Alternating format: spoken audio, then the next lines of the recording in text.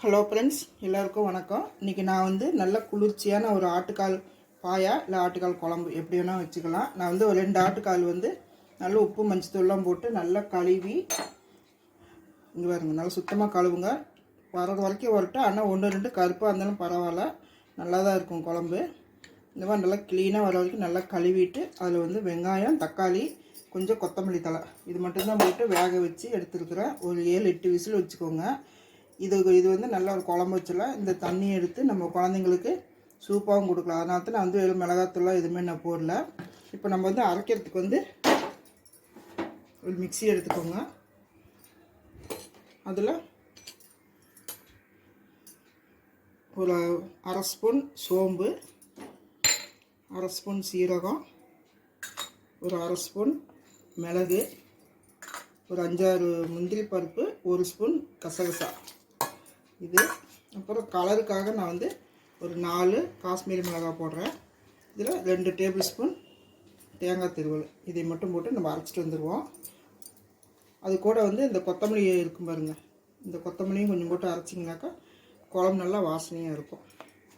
இதை அரைச்சிட்டு நம்ம எப்படி தாளிக்கிறதுன்ட்டு பார்க்கலாம். இப்போ நல்லா நைஸாக நல்லா அரைச்சிட்டு வந்துட்டு அந்த மசாலா. இப்போ இதை எடுத்து வச்சுட்டு நம்ம எப்படி தாளிக்கிறதுன்ட்டு பார்க்கலாம். தாளிக்கிறதுக்கு நான் 2 பெரிய வெங்காயம் கட் பண்ணி வச்சுருக்கிறேன். 2 சின்ன சின்ன சைஸாக இருந்தால் 3 எடுத்துக்கோங்க, பெருசாக இருந்தால் 2 எடுத்துக்கோங்க. ஒரு சின்ன தக்காளி, ஒரு 3 தக்காளி, கொஞ்சம் கருவேப்பிலை. தாளிக்கிறதுக்கு 2 பட்டை, 2 கிராம்பு, 2 ஏலக்காய், 1 ஸ்பூன் சோம்பு எடுத்து வச்சுக்கிறேன். அதே மாதிரி இந்த கால் வேக வச்ச காலையும் நான் தனியாக இந்த சூப் மாதிரி எடுத்து வச்சுக்கிறேன். இது கொஞ்சம் நிறைய பேர் குடிப்பாங்க, அதனால் நான் எடுத்து வச்சுக்கிறேன். நம்ம குழம்பு செய்யும்போது ஒரு 2 கரண்டி நான் அதில் ஊற்றிடுவேன். இப்போ நம்ம எப்படி தாளிக்கிறதுன்ட்டு பார்க்கலாம். நான் ஸ்டவ் பற்ற வச்சு அதே குக்கரை தான் வச்சுருக்கிறேன். குக்கர் வச்சு எண்ணெய் ஊற்றிக்கிறேன். ஒரு 2 டேபிள் ஸ்பூன் எண்ணெய் ஊற்றிருக்கிறேன். இதில் நம்ம எடுத்து வச்சுக்கிற அந்த பட்டை, கிராம்பு, ஏலக்காய், சோம்பு இதை தாளிச்சிடலாம். அது பொரிஞ்சதுக்கப்புறம் கொஞ்சம் கருவேப்பிலை போட்டுக்கலாம், கொஞ்சம் வெங்காயம். கொஞ்சம் வெங்காயம் போட்டு கொஞ்சம் நல்லா வதக்கிட்டு வருவோம். நல்லா வதங்கினதுக்கப்புறம் கொஞ்சம் இஞ்சி பூண்டு பேஸ்ட்டு ஒரு 2 ஸ்பூன் போடுவோம். இந்த வெங்காயம் கொஞ்சம் நல்லா வதங்கி வரட்டும். வெங்காயம் இந்த அளவுக்கு வதங்கினதுக்கப்புறம் இந்த அளவுக்கு வதங்கினா போதும். இந்த அளவுக்கு வதங்கினதுக்கப்புறம் கொஞ்சம் இஞ்சி பூண்டு பேஸ்ட்டு ஒரு 2 ஸ்பூன் போட்டுக்கலாம். நான்வெஜ்ஜில் கொஞ்சம் இஞ்சி பூண்டு பேஸ்ட் போட்டால் தான் நல்லாயிருக்கும்.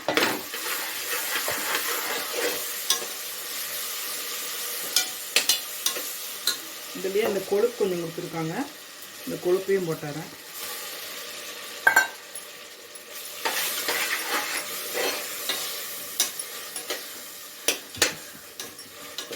இப்போ நம்ம கட் பண்ணி வச்சுக்கிறோம் தக்காளி.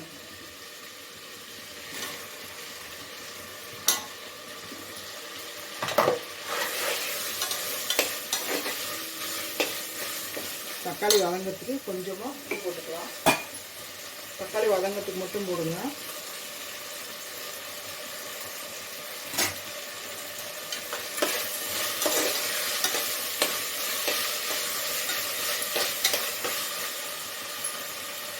தக்காளி வதங்கட்டும். இங்கே இந்த சூப் குடிக்கும்போது இதில் கொஞ்சம் பெப்பர் போட்டுக்கலாம். நான் இதில் ஒரு 2 கரண்டி இதில் ஊற்றிக்கிறேன். 3 கரண்டி ஊற்றி இதை எடுத்து வச்சுட்டு இது கொஞ்சம் வதங்கினதுக்கப்புறம் நம்ம மஞ்சத்தூள், மிளகாத்தூள்லாம் போட்டு நம்ம இந்த காலை போட்டு மூடி வச்சு ஒரு 2 விசில் விட்டோம்னாக்கா குழம்பு ரெடி ஆகிடும். அது கொஞ்சம் தக்காளி கொஞ்சம் நல்லா வதங்கிட்டோம். இப்போ இங்கே பாருங்கள், தக்காளி நல்லா வதங்கிருச்சு இந்த அளவுக்கு. இப்போ நம்ம இதில் கொஞ்சமாக மஞ்சத்தூள் போட்டுக்கலாம். ஏற்கனவே கால் வேக வைக்கும்போது கொஞ்சம் போட்டிருக்குறோம், அதனால் கொஞ்சமாக போட்டிங்கன்னா போதும். ஒரு 1/4 ஸ்பூன் தான் போடுறேன். அப்புறம் நம்ம காரத்துக்கு தகுந்த மாதிரி மிளகாத்தூள். இது ரொம்ப காரமாக இருக்கும், அதனால் நான் ஒரே ஒரு ஸ்பூன், ஒரு 1.25 ஸ்பூன் போடுறேன். ஒரு 2 ஸ்பூன், 2 ஸ்பூனே போட்டுக்கிறேன். மல்லித்தூள் போட்டிருக்கிறேன். இப்போ இதை நல்லா வதக்கி விட்டுட்டு நம்ம வேக வச்சுக்கிற இந்த காலை ஊற்றிக்கலாம்.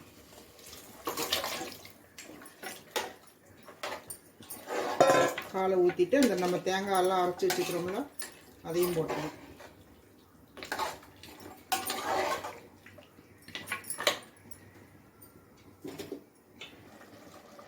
இப்போ நம்ம அரைச்சி வச்சுக்கிற இந்த தேங்காய் அதையும் போட்டுடலாம். மிக்ஸி கழுவி கொஞ்சமாக தண்ணி ஊற்றிக்கலாம். அதில் இது இட்லி, தோசை, சப்பாத்தி, இடியாப்பம், பாயா இது எல்லாத்துக்குமே நல்லாயிருக்கும்.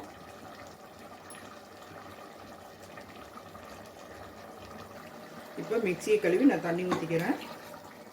நீங்கள் இந்த மாதிரி ஒரு தடவை ட்ரை பண்ணி பாருங்கள். உங்களுக்கு வேறு ஏதாவது டிஷ் வேணுனாலும் கமெண்ட் பண்ணுங்கள். நானும் அதை செஞ்சு வீடியோ போட்டேன்.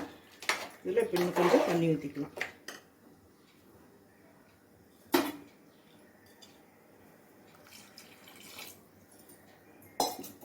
இப்போ இதுக்கு தேவையான அளவு உப்பு கால் வேக வைக்கும் போதெல்லாம் போடல. இந்த இப்போ குழம்புக்கெல்லாம் சேர்த்து போட்டுக்கலாம். பார்த்துட்டு அப்புறமேடி வேணா கூட போட்டுக்கலாம். இப்போ கொஞ்சம் கொத்தமல்லி கொஞ்சம் போட்டுக்கோங்க.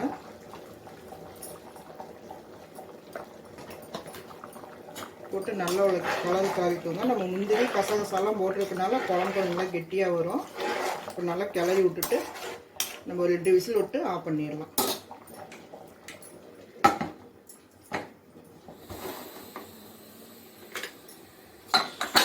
ரெண்டு விசில் வந்தோடனே நம்ம ஆஃப் பண்ணிவிட்டு எப்படி இருக்குன்னு பார்க்கலாம். இப்போ 2 விசில் வச்சு ஆஃப் பண்ணிவிட்டேன். இப்போ கேஸும் போயிடுச்சு. இப்போ ஓப்பன் பண்ணி பார்க்கலாம். நம்ம அருமையாக ரெடி ஆகிடுச்சு பாருங்கள். நம்ம வந்து கொஞ்சமாக கொத்தமல்லி கொஞ்சம் போட்டுக்கலாம்.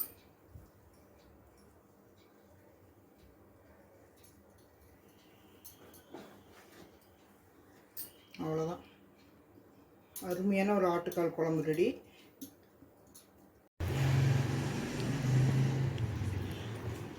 அவ்வளோதாங்க, அருமையான ஒரு சூப்பரான ஒரு ஆட்டுக்கால் குழம்பு ரெடி ஆயிடுச்சு.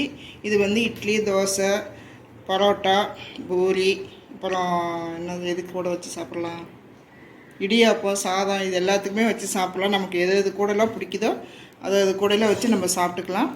நீங்களும் இதே மாதிரி செஞ்சு பார்த்துட்டு பிடிச்சிருந்துச்சுனாக்கா ஒரு லைக் பண்ணுங்கள். நீங்கள் கொடுக்குற ஒரு லைக் தான் எனக்கு ரொம்ப சப்போர்ட்டாக இருக்குது.